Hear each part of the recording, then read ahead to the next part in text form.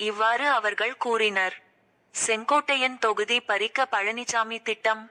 அ. தி. மு. க. சந்தித்த முதல் சட்டசபை தேர்தலில் சத்தியமங்கலம் தொகுதியில் செங்கோட்டையன் போட்டியிட்டு வெற்றி பெற்றார். 1989 சட்டசபை தேர்தலில் ஜ. அணி ஜே.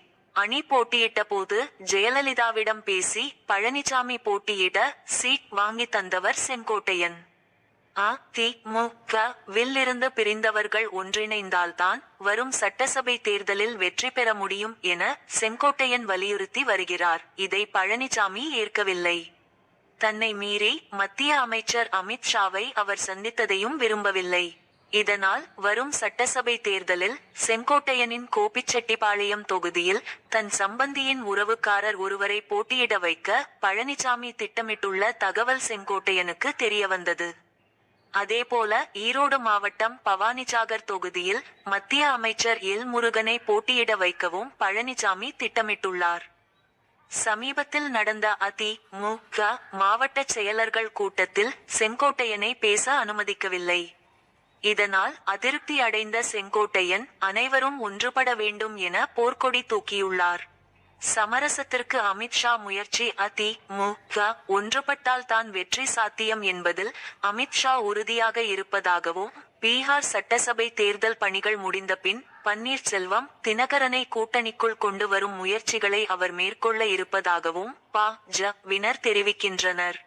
பா. ஜ.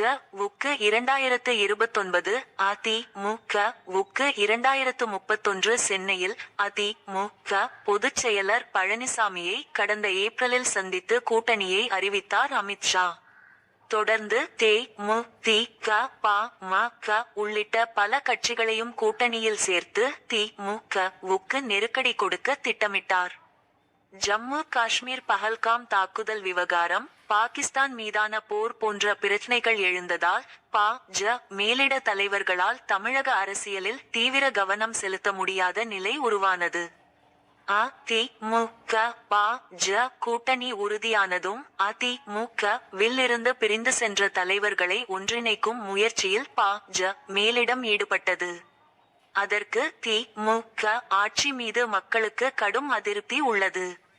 பழனிசாமியிடம் கட்சியும் சின்னமும் உள்ளது. அதனால் அ. தி. மு. க. கட்டாயம் வெற்றி பெறும்.